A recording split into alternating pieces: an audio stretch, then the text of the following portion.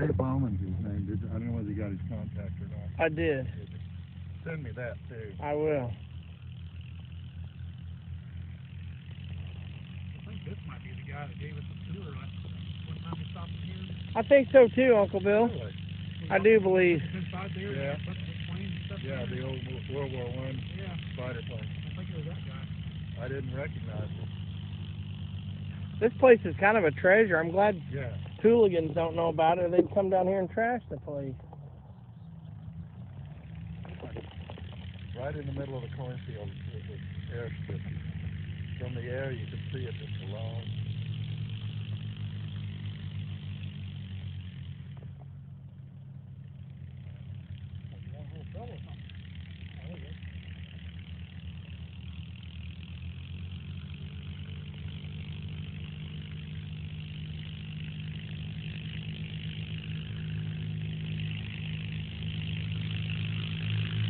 Quick, Drew.